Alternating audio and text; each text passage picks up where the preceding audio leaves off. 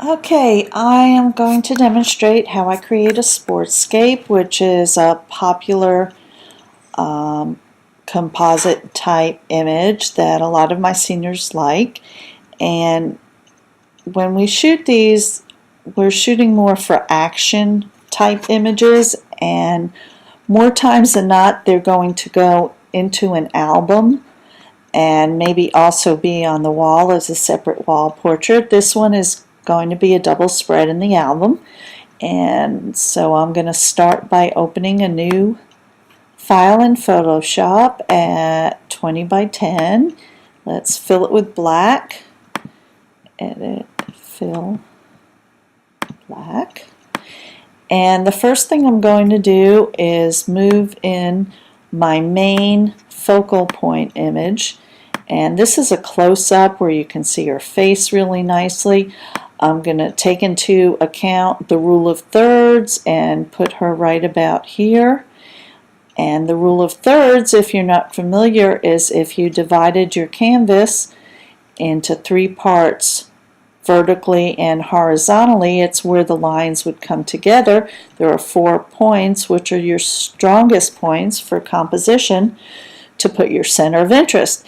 And if you have a hard time picturing it, Photoshop in the crop tool gives you an illustration of where your rule of thirds will fall, and that's very handy. If for some reason your crop tool isn't doing that, look up here in your bar and you have the option for none, rule of thirds, or the grid.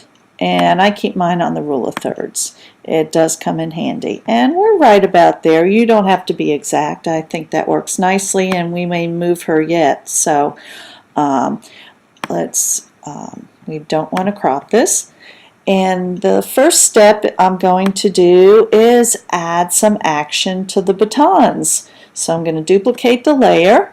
I am going to select the batons with just a loose little circle with the lasso tool. Go under filter, blur, and choose radial blur. And right now where it's at is a really good point for it. It's right around 12 or 13. You can see over here the amount of blur it's going to be giving you. The spin is selected as opposed to the zoom, and that kind of looks good. I'm going to click OK, and that looks really nice. If by chance you blur too much, there's a great option when you add an effect. Go into Edit, Fade. You have the option to fade the very last thing you did. Now if you were to do something else and then go try and fade, you'll find that option's grayed out. So it has to be the very next thing you do. And that's looking good. So okay, we're going to add a layer mask at this point so we can mask out the blur on her arm with the black paint. And let's zoom in so we can see what we're doing.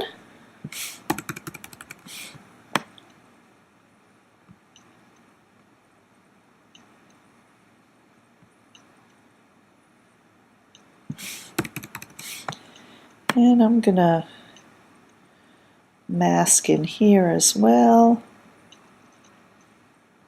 Now this doesn't have to be exact. This is a very abstract concept we're doing here. So it doesn't have to be perfect, and you'll see in a little while why. Okay, that looks good. I am just going to, at this point, select both layers and link them so that if we decide to move her, the blur goes along with it. So that's a good thing to do. Okay, let me move this down so we can see our other images. We're through with this. It can be closed. And at this point, I'm just going to drag the other images into the frame.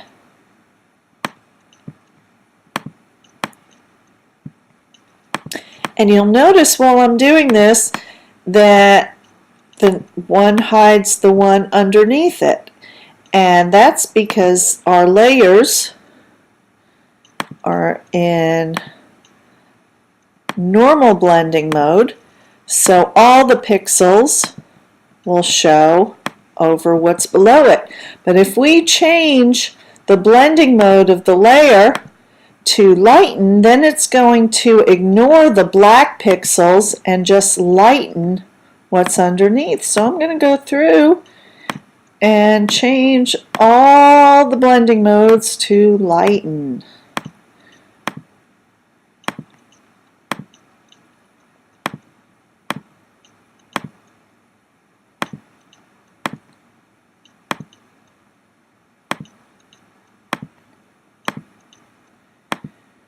And just like magic, we can see all the images again.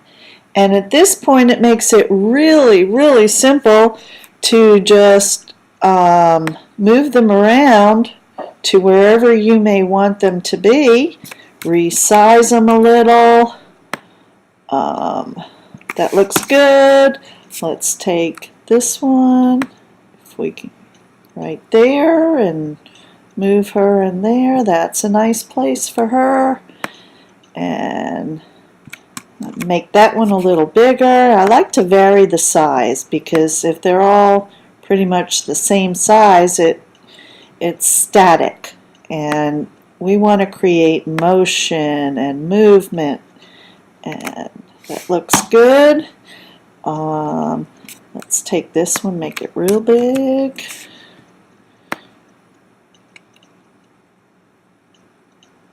We don't even need to see the edge of the baton there. I like that. And whoops.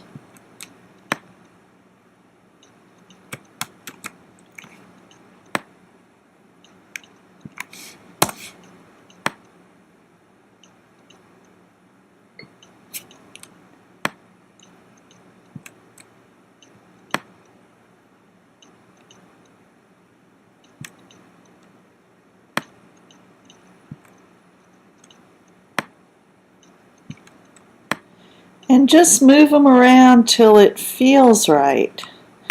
There's no real rules here. You just got to kind of go with what feels right.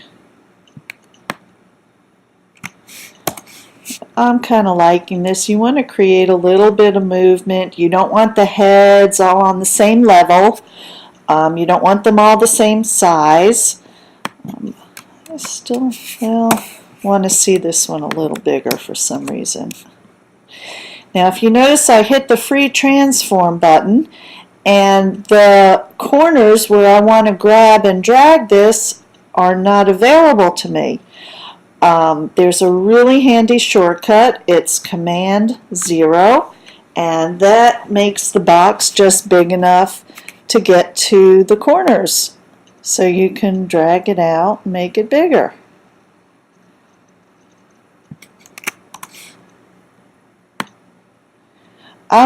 The reason I'm kind of highlighting this one, I really love the diagonal of her arm, and that just is going to add a lot to the movement in here. So that's why I'm focusing a little bit on that. Alright, that's looking pretty good. I think this one needs to come over just a little. Yeah, there we go. And looks good. Okay. One more thing I want to show how to do here is we'll use this one here. I'm going to duplicate it a couple of times. And I now have 3 of the same layer. The top one I'm going to leave alone. The bottom ones, the ones underneath, I am going to transform a little smaller and move over a little bit. And the one under that, I'm going to do the same thing. Make it even smaller and move it over a little bit.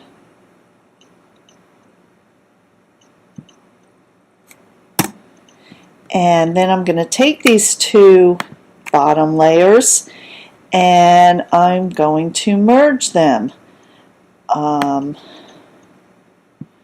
just like so, and go to my blur, my filter, blur, motion blur, and you'll notice this clock-like icon here, that directs the direction of the blur. So we want to make sure it's going in the same direction the images are going. And here you have the ability to say how much of it, how far they're going to blur.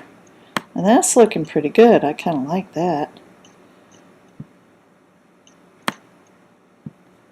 That works, so we're going to leave that. And I just wanted to show really quick how to do that. Now, notice that when I added those new layers, it went back to the normal blending mode.